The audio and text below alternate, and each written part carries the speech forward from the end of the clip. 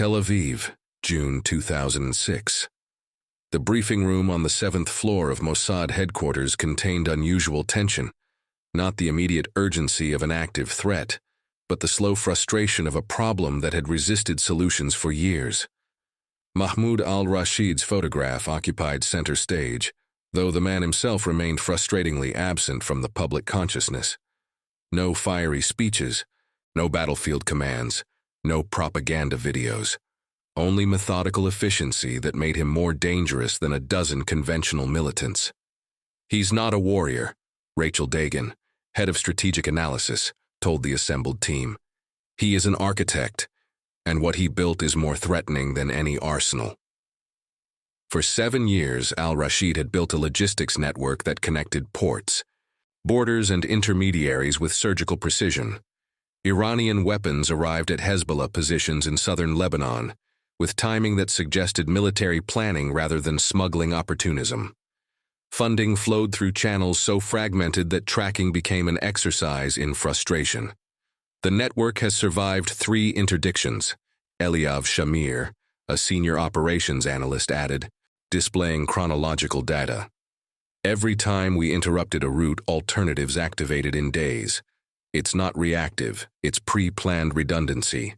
It builds systems that assume commitment." General Amos Yadlin, director of military intelligence, studied logistic maps with the expression of someone who recognizes the competence of an adversary. "So we're not dealing with improvisation. We're dealing with engineering." "Exactly," Rachel confirmed. "And the engineer has become practically inaccessible." Al-Rashid lived 3 distinct versions of himself: strategic operator, legitimate businessman, and charismatic host. Each identity was compartmentalized with discipline that intelligence services struggled to penetrate. The businessman owned import-export companies with verifiable, legitimate businesses. The host entertained diplomats and merchants at social gatherings. The operator coordinated arms flows and financing, with a precision that left minimal traces. "Where is he now?" Yadlin asked. "Yacht, Junie Marina, Lebanon. Anchored for 3 weeks, which is unusual. It typically moves every few days." Intelligence suggests that it is coordinating something significant, possibly important arms transfer. The yacht itself was a fortress disguised as a luxury vessel. Advanced security systems, reinforced structure, panoramic windows advertised as bulletproof, surrounded by water that created a natural barrier against land approach. "Conventional options?" Yadlin requested, though his tone suggested he already knew the answer. Operations officer went through the list.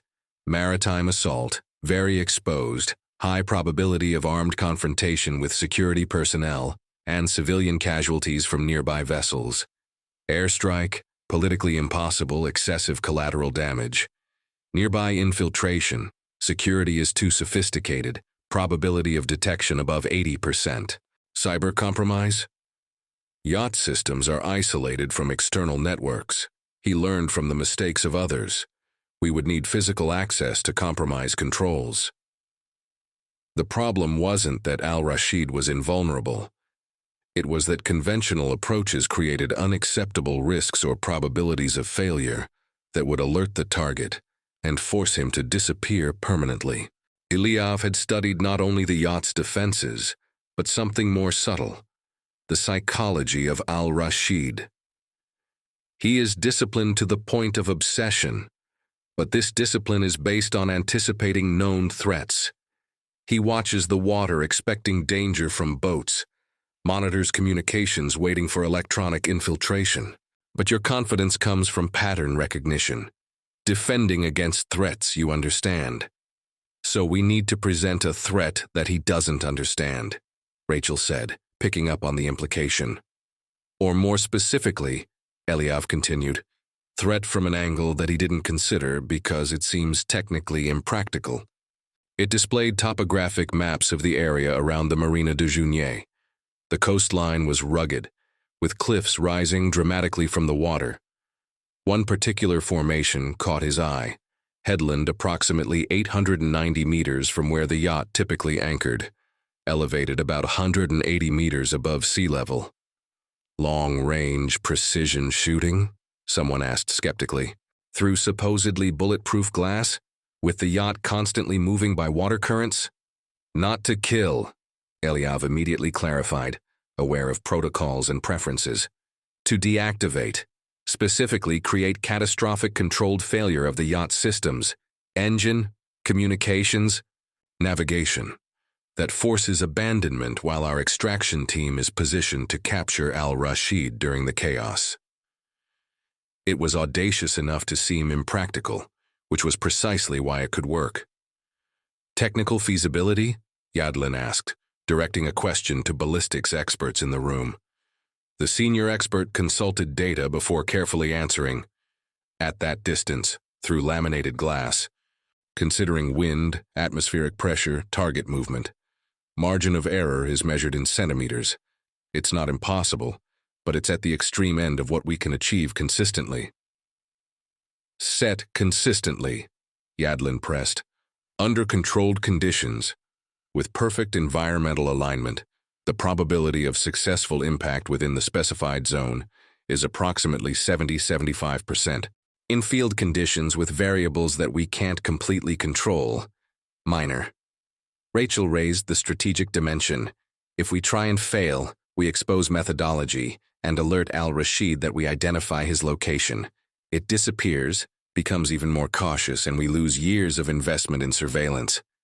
But if we don't act, he continues to coordinate transfers that directly threaten Israeli security. It was the perpetual calculus, certain risk of inaction versus uncertain risk of action.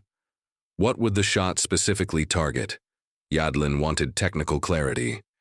Yacht control systems, the ballistics expert explained, displaying schematics of the vessel. Specifically, engine compartment access panel and primary power junction. Properly placed shots, multiple, sequential, could disable propulsion and electrical systems without detonating fuel tanks. It creates controlled failure that looks catastrophic but is not immediately life-threatening. And while the yacht is decommissioned, maritime extraction team, disguised as Lebanese Coast Guard responding to emergency, approaches under the guise of emergency assistance. In the confusion of the system's failure, security staff is disoriented.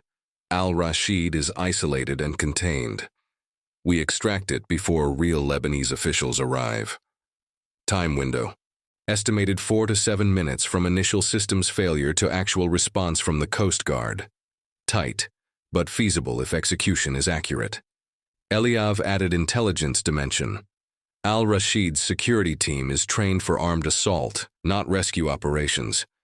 Their protocols assume threats, not assistance. If we present ourselves as emergency responders, initial reaction will be confusion rather than resistance, buying crucial seconds. The plan was being assembled piece by piece, transforming from an impractical concept into a marginally viable operation. But marginally viable meant accepting probabilities that would make conventional planners uncomfortable. Who would do the shot? Yadlin asked. We have 2 snipers with technical capabilities, operations officer replied. Chief would be Yoni Eshel, 15 years of experience, including long-range operations in asymmetric environments. Psychological profile shows exceptional stress tolerance and ethical awareness. That last sentence caught my attention. Ethical conscience. He processes consequences of actions without being paralyzed by them. Rare equilibrium. Operators who do not consider consequences become reckless. Those who consider them too much hesitate. Yoni keeps her balance. It was a trait developed through experience that Yoni rarely discussed. Earlier in his career, he had witnessed a mission where insufficient consideration of consequences led to civilian casualties that haunted the team for years. Since then, it has been trained not to avoid considering results, but to integrate them into operational decision-making without allowing them to compromise execution. I want full simulation, Yadlin decided. Environmental modeling, ballistic tests, extraction testing. If the probability of success, defined as capture with no casualties, reaches 65%, we proceed to operational planning. Below that, we abort and find an alternative approach. In the following weeks, Operation Mutant Winds took shape. German shell company rented villa on the promontory, supposedly to a wealthy investor interested in coastal real estate. Documentation was impeccable, history verifiable, history of coverage mundane enough to avoid scrutiny. Ballistics team conducted hundreds of test shots under varying conditions, building mathematical models that considered wind patterns, temperature variations, atmospheric pressure, even subtle effects of ground rotation at that distance. "The glass is interesting," the chief engineer reported, "advertised as bulletproof, which is technically accurate for conventional strikes. But it is not designed for sustained sequential impacts from specialized ammunition at this angle. First shot weakens structure, subsequent shots penetrate. It's about timing and accuracy, not just power." Maritime team rehearsed extraction scenarios in similar environments, perfecting the transition from emergency responders to containment operators. Every second was choreographed, every contingency planned. And through it all, surveillance continued on Al Rashid, mapping routines, identifying vulnerabilities, waiting for an operational window when all variables aligned.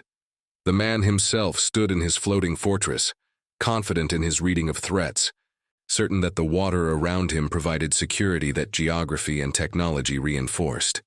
He couldn't see what was being built on the cliff above, not the physical position, but the convergence of math, patience, and audacity that would soon test whether perfection could be engineered from controlled chaos.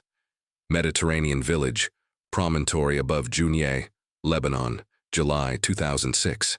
The property rented by the German shell company offered panoramic views of the coastline. Exactly what interested real estate investors would look for. Occasional neighbors saw discrete movement, equipment that could be topographic measuring instruments, behavior that did not arouse curiosity.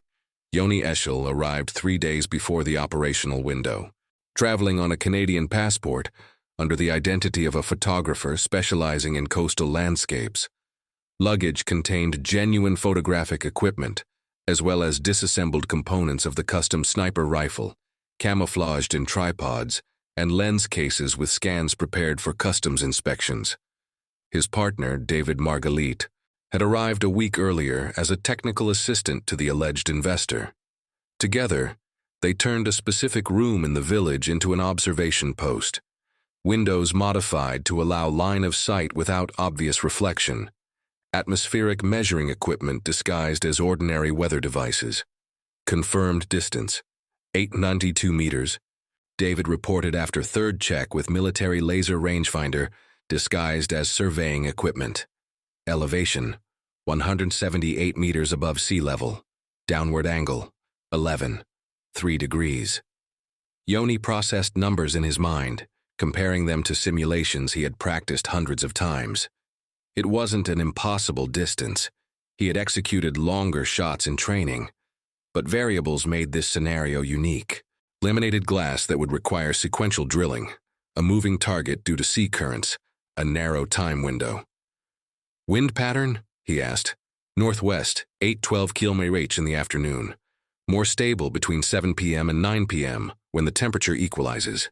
But we have micro variations caused by coastal geography. Warm air rising from cliffs creates unpredictable turbulence." It was exactly the kind of variable that turned mathematical precision into interpretive art. Models could predict trends, but final execution would depend on human reading of the environment at the exact right time. For the next few days, they established a routine that seemed completely legitimate. Yoni photographed sunsets, an activity that justified her presence at the critical time. David inspected property with measuring equipment. Neighbors who watched saw exactly what they expected to see. But each movement had a secondary purpose. Yoni's photographs captured not only coastal beauty but light patterns, reflections on the water, movement of vessels. David's inspections recorded temperature, humidity, atmospheric pressure at different times. In Tel Aviv, Rachel coordinated the maritime part of the operation. An extraction team, 8 operators disguised as Lebanese coastal rescue units, waited in an apparently civilian vessel anchored 3 kilometers to the north. Uniforms were perfect replicas, Equipment matched exactly what the Lebanese Coast Guard wore. Even radio communications were programmed on the correct frequencies. Timing is critical, she emphasized during an encrypted briefing. Yoni disables the yacht's systems, propulsion, power, communications, creating the appearance of catastrophic failure. You have between 4 and 7 minutes to arrive, board under the pretext of emergency, contain al-Rashid's security, and extract him before the Royal Coast Guard responds. What if security resists? The operator asked. Protocol is non-lethal containment. Tranquilizer guns, crowd control equipment. Objective is capture, not confrontation. If the situation escalates beyond acceptable parameters, we abort and exfiltrate. Meanwhile, continuous surveillance of al-Rashid mapped his every move. He maintained a surprisingly regular routine for someone aware of threats. Every night between 7:30 and 8:30 p.m., he would appear on the yacht's upper deck for an informal dinner, usually alone or with 1 or 2 associates, never large group that would complicate extraction. He relies on geography, Ilyav noted during analysis. Water all around, reinforced glass, sophisticated security systems. Psychologically, he has turned yachting into a comfort zone, a place where he can relax precisely because he believes he is protected. It was classic vulnerability, excessive reliance on defensive measures that created a false sense of invulnerability. On the evening of July 17th, the eve of the operational window, Yoni conducted a final check of the equipment. Custom sniper rifle. 338 Lapua Magnum modified for extreme stability, was calibrated perfectly. Specialized ammunition, projectiles designed not for maximum piercing, but for controlled sequential effect, had been tested on glass identical to that of the yacht. First sequence hits engine bay access panel, he reviewed with David, pointing to the yacht's diagram. Second sequence compromises main electrical junction. Third, if necessary, disables communication systems. Total of 6 to 8 shots in approximately 40 seconds. What if he moves during the sequence? Abortion protocol. We don't risk an inaccurate hit that could cause unintended harm. Both understood what was not being explicitly said. The margin between disabling systems and injuring people was measured in centimeters. Any mistake would turn the capture operation into something completely different. David, noting subtle tension in Yoni's posture, asked, "Are you okay with that? With the operation?" "Technically, yes. Morally." Yoni paused, choosing words carefully. "I learned years ago that ignoring consequences is arrogance, but obsessing over them is paralysis. Al-Rashid has built a network that facilitates the transfer of weapons that kill civilians. Capturing it saves lives. This math is clear. But I also know that at the time of the shot, I won't be guided by mathematics alone. It will be a synthesis of training, instinct, and conscious choice. And this choice will have weight, regardless of the result." It was rare honesty in an operator. Recognition that strategically correct action could still carry a psychological cost. David respected that. Traders who denied weight of their actions eventually made mistakes due to lack of proper consideration. Yoni considered and executed anyway. July 18th, 5:30 p.m. Weather conditions aligned as predicted. Stable northwest wind, clear skies. Temperature equalization that would reduce thermal turbulence during critical window. Al-Rashid boarded the yacht at 4:45 p.m. Surveillance confirmed. Movement suggests preparation for dinner on the upper deck as per usual pattern. Yoni and David established final position. Equipment was positioned, calculations revised, communication with maritime staff confirmed.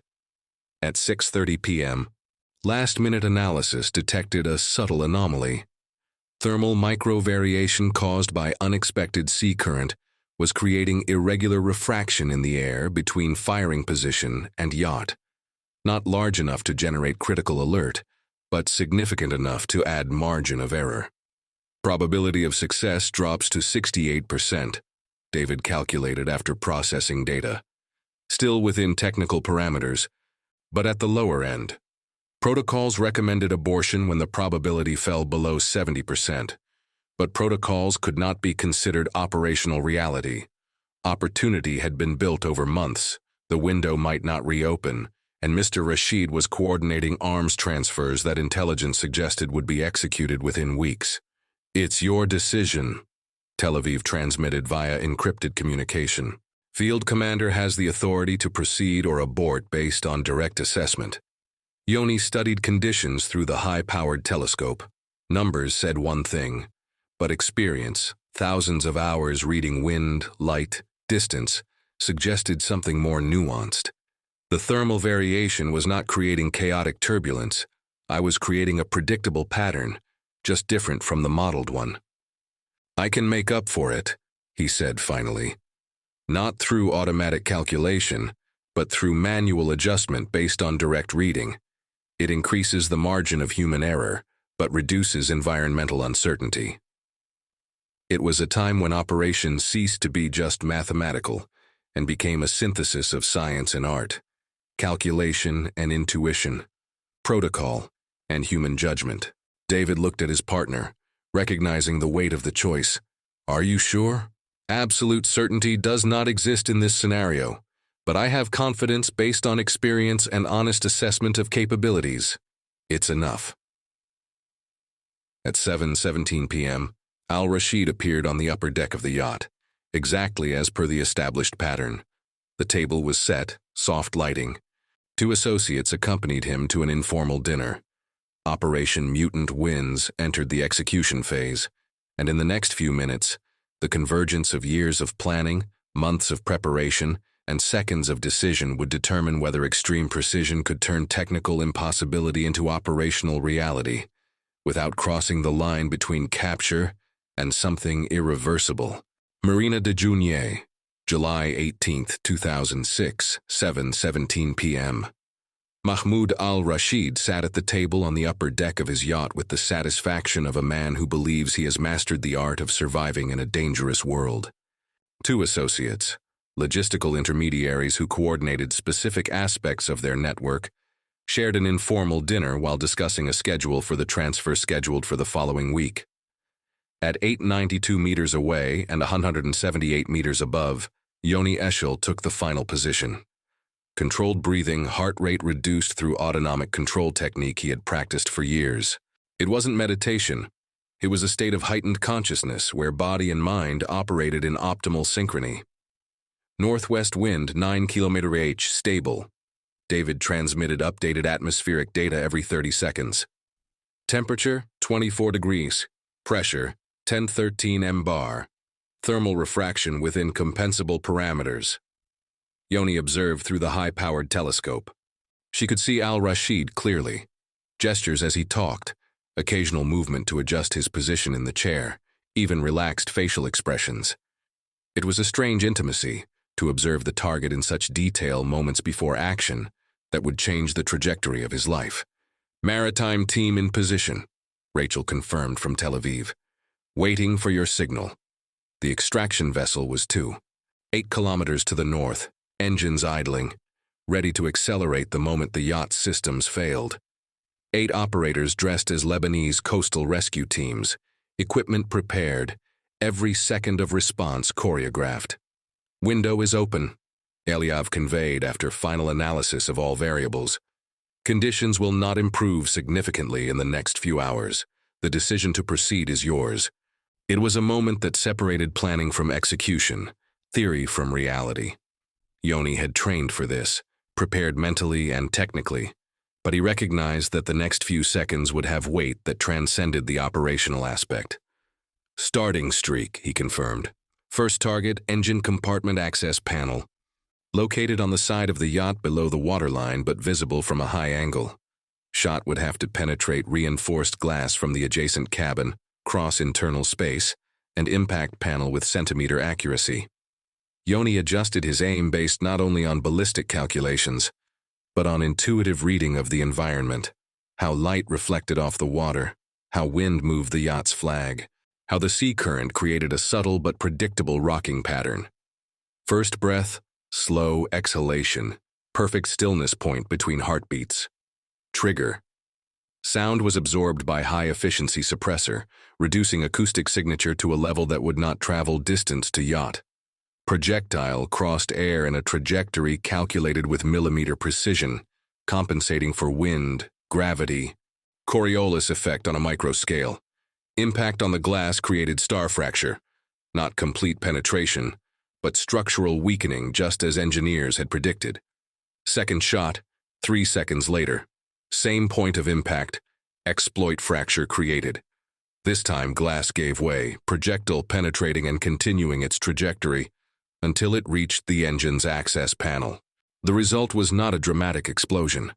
It was a cascade failure of electrical systems. The yacht's lights flashed once, then went out completely. Diesel engine that held main generator emitted forced deceleration noise, then fell silent. On the upper deck, Al-Rashid and associates reacted with initial confusion.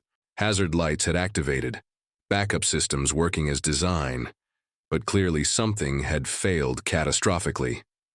"What was that?" one of the associates asked, standing up quickly. The yacht's security team, 4 armed men who kept discreet surveillance, went on immediate alert. But their protocol assumed an obvious external threat. Approaching boats, invaders, direct attack. They did not anticipate internal system failure. Yoni was already lining up the second target, the main electrical junction, located in a technical compartment at the stern. 3 more shots in quick succession, first to penetrate different glass, second and third to disable navigation, communication, and control systems. Total of 5 shots in 38 seconds. To any observer on the yacht, it looked like catastrophic systemic failure. Multiple systems collapsing simultaneously, the kind of breakdown that suggested serious structural trouble or even internal sabotage. "Systems disabled," David confirmed, monitoring through electronic equipment that intercepted emissions from the yacht. "Offline propulsion, dead communications, auxiliary power running only at minimal capacity." "Maritime team, execute," Rachel ordered. The rescue vessel immediately accelerated, cutting water toward the incapacitated yacht. Sirens activated, not to alert, but to create the impression of legitimate emergency response. 3 minutes and 40 seconds until they reached the yacht. On the yacht, confusion was turning into controlled panic. Mr. Rashid, a man who had survived by anticipating threats, was trying to process a situation that did not fit any known pattern. There was no visible attack. There were no suspicious boats before the failure. There was no indication of infiltration. "Check engine bay," he ordered the security team, "and establish communication with the coast, now." But communications were dead. The main radio was unresponsive. The backup satellite had been disabled by Yoni's firing. Even cell phones encountered interference, low-power jammers that the maritime crew had activated as they approached. The head of security tried to assess the situation tactically. "Sir, we need to consider abandonment. If there's structural damage, staying on the yacht can be." That's when they saw rescue boats approaching quickly, sirens and emergency lights, Lebanese Coast Guard markings perfectly replicated. "Help coming," someone said with relief. Al-Rashid did not feel relieved. Instinct, the same instinct that had kept him alive for years, was signaling that something wasn't right. Timing was too convenient, response too fast. But what alternative did he have? Yacht lay dead in the water. Critical systems failing and refusing help from apparent authorities would be suspicious in itself. Rescue vessel docked with professional efficiency. 8 uniformed men quickly boarded, the leader identifying himself in fluent Arabic. "Captain Rashid of the Coast Guard. We have received emergency alert from your yacht. What is the situation?" "We didn't send an alert," the security chief replied immediately, hand instinctively moving to concealed weapon. "Automatic system, then," the captain replied without hesitation, already moving to examine systems. "Catastrophic failure of multiple systems triggers emergency beacon, even if crew does not transmit manually. It is a maritime safety protocol." It was a technically plausible lie, and while attention was focused on this explanation, other members of the rescue team positioned themselves strategically, not obviously, but with precision that came from years of tactical training. "We need to assess structural damage," another operator said, already moving toward the technical compartment. "If there is a risk of flooding, evacuation may be necessary." Al-Rashid watched everything with growing discomfort. He couldn't specifically point out what was wrong, but decades of surviving in hostile environments had honed his instincts to the point where he could perceive subtle incongruities. "How long until the Royal Coast Guard arrives?" he asked his security chief in a low voice. "We called the emergency backup radio as soon as major systems failed. They said 15-20 minutes. These arrived in less than 4 minutes after failure." That's when Al-Rashid understood. Not all the details. I couldn't know about snipers from miles away, about months of planning, about the extreme precision needed to disable systems without causing real structural damage. But he understood the essential. It was not a rescue. It was capture. His hand moved to the cell phone, a desperate attempt to establish communication even through interference. But before he could complete action, the Coast Guard's captain moved with speed that betrayed advanced military training. "Mr. Al-Rashid," he said in Hebrew, the first explicit confirmation of real identity, "I need you to remain calm. He is not in physical danger, but he is in custody. Choices you make in the next few seconds will determine whether this remains a controlled situation or escalates into something no one wants." Al-Rashid's security team reacted instantly, hands going to arms. But Israeli operators were already positioned with tactical precision, 8 against 4, with an advantage of surprise and superior training. "Don't do this," the Israeli team leader said firmly in Arabic. "They are at a severe tactical disadvantage. Protocol is non-lethal containment. But if they force confrontation, security guarantees decrease dramatically." It was a moment of multiple truth. For Al-Rashid's safety, for Al-Rashid himself, for Israeli operatives. Seconds that could resolve peacefully or explode into violence that would compromise the entire operation. Al-Rashid, calculating probabilities with the same coolness that he applied logistics, raised his hand to his security team. "Put down arms." "Sir, get down. Weapons." It was a man's choice that had survived by recognizing when odds were unfavorable. Fighting would result in deaths, possibly including his own. Surrendering kept options open. Security staff reluctantly complied. In 90 seconds, the situation was completely under control. Al-Rashid's security was contained with non-lethal containment devices. Al-Rashid was in direct custody, and Israeli operatives were already preparing extraction. "Time until real response from the Coast Guard?" the leader asked. "An estimated 8 minutes." "Enough. Perform the exfiltration phase." Al-Rashid was moved to an Israeli vessel with efficiency that came from repeated trials. Security personnel were left on the yacht, restrained but not injured, with time devices that would release in 15 minutes, enough time for complete exfiltration.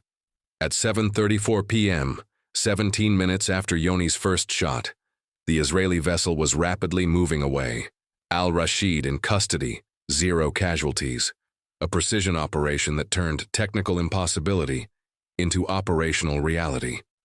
On the promontory, Yoni methodically dismantled equipment, processing what he had just done, not with guilt, but with sober acknowledgement that he had participated in something that would irreversibly change multiple lives.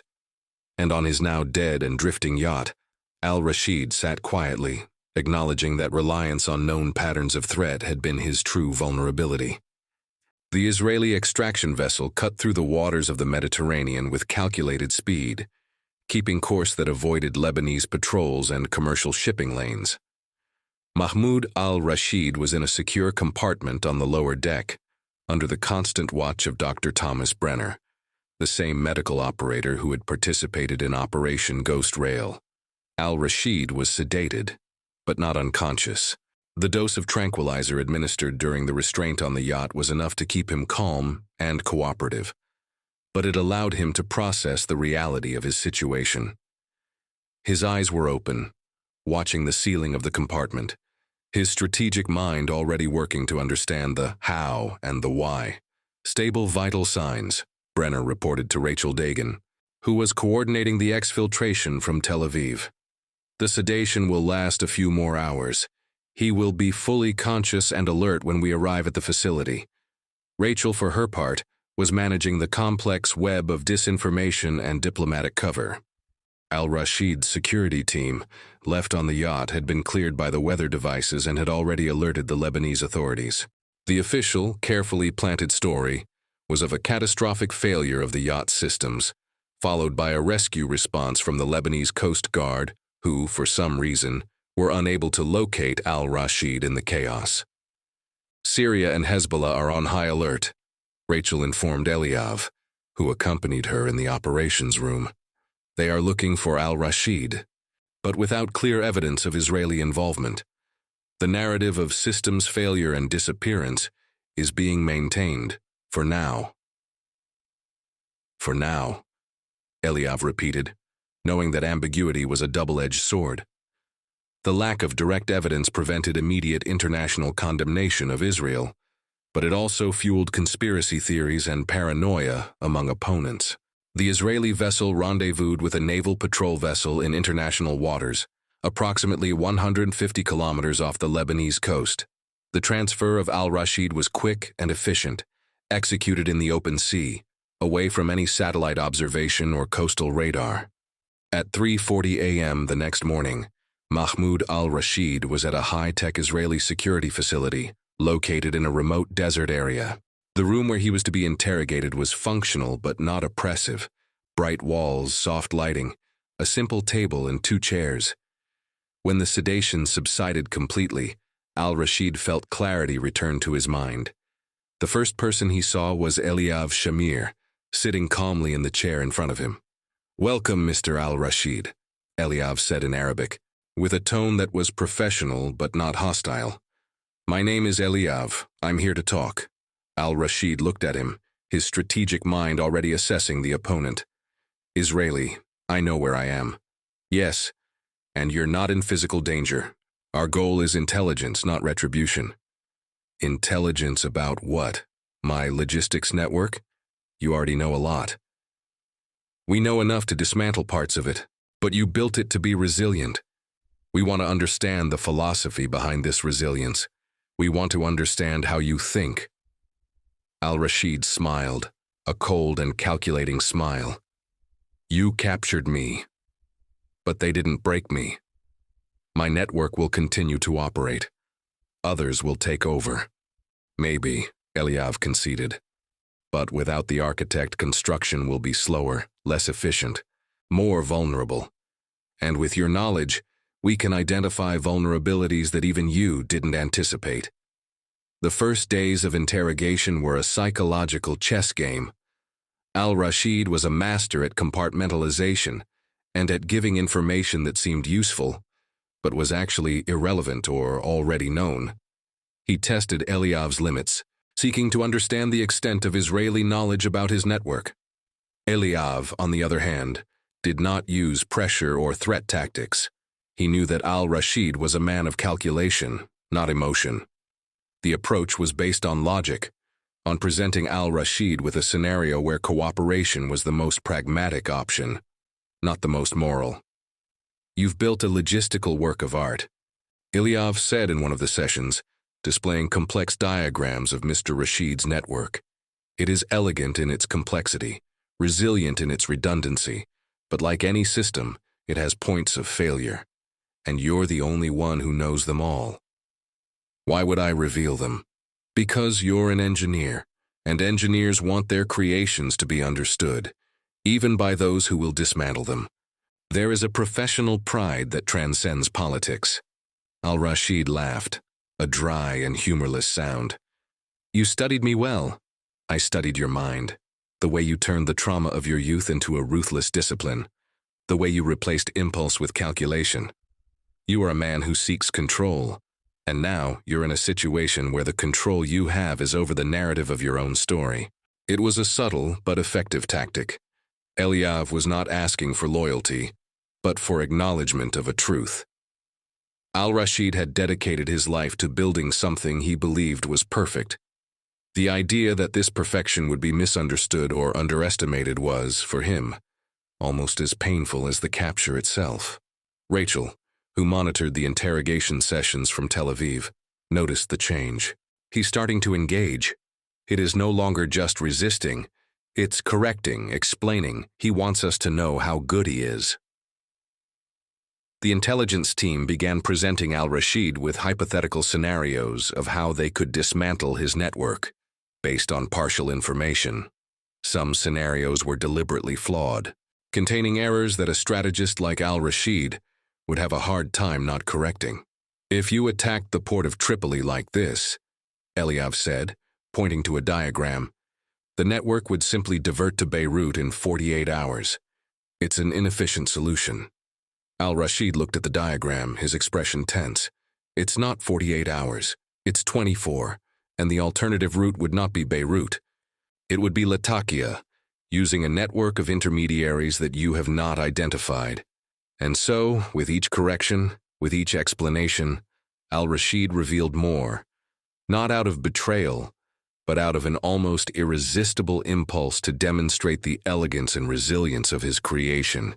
He was, in effect, teaching his captors about his own work. Meanwhile, Operation Mutant Winds continued to have ripple effects. Al-Rashid's logistics network, without its architect, began to show signs of disorder. Routes became less efficient, intermediaries became more cautious, and the flow of weapons slowed dramatically. It's not a total collapse, Eliav reported to Yadlin, but it is a strategic paralysis. The network still exists, but it is operating at a fraction of its capacity. And the uncertainty about al-Rashid's fate is creating a paranoia that is destabilizing the entire structure. Syria and Hezbollah continued to protest the disappearance of al-Rashid, but without concrete evidence of Israeli involvement, their grievances were limited. The international community, though skeptical, had no basis for a formal condemnation. For Yoni Eshel and David Margalit, who had executed the precision firing, the technical success of the operation brought relief, but not complete peace. Yoni, in particular, felt the weight of the inner neutrality he had lost. He had acted with precision and purpose, but the line between calculation and consequence had become blurred. He's alive. David told Yoni in a conversation months later. There were no deaths. The mission was a success. I know, Yoni replied, but precision does not erase responsibility. It just makes it easier to accept. And this ease is what bothers me. It was a reflection on the nature of intelligence warfare, where victories were often measured not on battlefields, but in interrogation rooms and in the minds of men who were forced to confront the consequences of their own creations. Al-Rashid, in his detention, continued to provide information not out of loyalty, but out of cold pragmatism. He knew that his life as a strategist was over. But as an engineer, he could still influence the world, even if it was through his captors. Operation Mutant Winds had not been just the capture of one man. It had been the deactivation of a philosophy, the belief that predictability and compartmentalization could offer absolute protection against an adversary who was willing to think outside all known standards. 2 years after Operation Mutant Winds, the shockwaves of Mahmoud al-Rashid's capture continued to ripple, not only on the geopolitical scene, but also in the lives of those involved. The logistics network he had built, once an invisible web of efficiency, was now in tatters. In Tel Aviv, the briefing room that had once been buzzing with the urgency of Mr. Rashid's threat was now discussing the consequences of his absence. The network hasn't completely collapsed, Rachel Dagan reported to Amos Yadlin, but it is fragmented, inefficient. The routes are slower, the intermediates more cautious. The flow of weapons to Hezbollah has decreased by 70%. And the paranoia, Yadlin asked. Intense. The uncertainty about al-Rashid's fate. The lack of evidence of a conventional attack. All this has created a fear that is more effective than any direct retaliation. No one knows how he got caught, so no one feels safe. Eliav Shamir, who had spent months interrogating Mr. Rashid, offered a deeper perspective.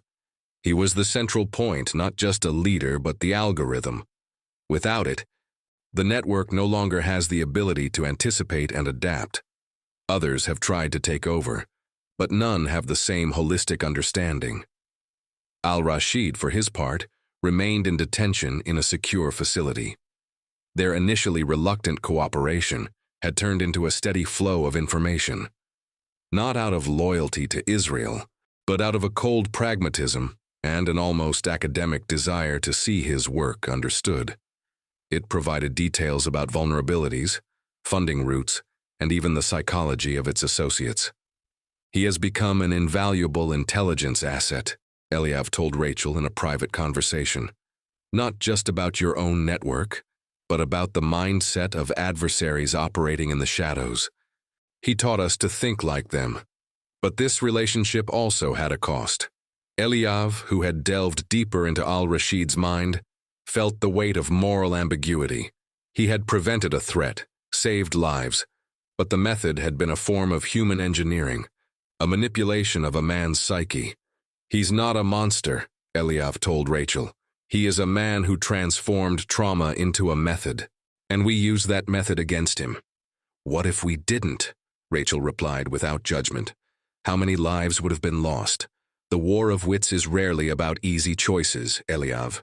It's about necessary choices." Operation Mutant wins, although an operational success was never publicly acknowledged. Israel's official silence and lack of concrete evidence of involvement have kept the operation shrouded in mystery. To the outside world, Mahmoud al-Rashid simply disappeared. In Syria and Lebanon, the story of his disappearance has fueled conspiracy theories. Some believed that he had been betrayed by his own associates. Others, that he had been the victim of a new and invisible form of psychological warfare. The truth of a precision shot from nearly a mile away that disabled a yacht and led to its capture was so unlikely that few would consider it. Yoni Eshel, the primary marksman, continued his career in the service, but Operation Changing Winds left an indelible mark. The inner neutrality he had lost was not guilt, but a keen awareness of the fine line between calculation and consequence. He had acted with perfect precision, but perfection did not erase responsibility. "Accuracy does not justify the act," he told David Margalit in a rare confession. "It just makes it easier to accept, and that ease is what haunts me." David, who had been his partner in the village on the cliff, understood. "We did what was necessary, Yoni, and we did it without crossing the line that separates us from them." "But the line moves," Yoni replied, "and each operation like this pushes it a little further." Meanwhile, elsewhere, al-Rashid's daughter, who had left a piano closed for longer than usual, began to play again. Music, once silence, has become a refuge, a detail too small to appear in strategic analysis but big enough to exist. She never knew what happened to her father, only that he was gone. Operation Changing Winds has become a case study in intelligence academies, an example of how innovation, patience, and a deep understanding of adversary psychology can overcome the most robust defenses. It wasn't about brute force, but about the art of anticipation and subtle manipulation. Mahmoud al-Rashid remained in detention for a few more years, his health gradually deteriorating. He was never formally charged or tried, and his status remained ambiguous. In 2012, he was transferred to a neutral country for medical treatment, where he died of natural causes a few months later at the age of 55. His obituary in the Arab media portrayed him as a resistance hero who mysteriously disappeared. In Israeli media, he was mentioned as a Syrian engineer involved in terrorist activities, who had been neutralized. None of the narratives captured the complexity of Operation Shifting Winds, the near impossible accuracy, the psychological dance between interrogator and captured, and the ethical questions that persisted long after the mission ended. For Eliav, Rachel, and Yoni, the operation was a reminder that lasting security did not come from a single victory, but from constant vigilance and a willingness to adapt and innovate. But it was also a reminder that every victory came at a cost, not just in resources, but in the souls of those who executed it. The story of Operation Changing Winds was not a story of clear heroes and villains, but of men and women operating in a gray zone, where the choices were difficult and the consequences were profound. It was a story about the ambiguity of precision. When it reaches such a high level, does it justify the act or does it just make it easier to accept? The answer, like many things in the intelligence war, remains silent.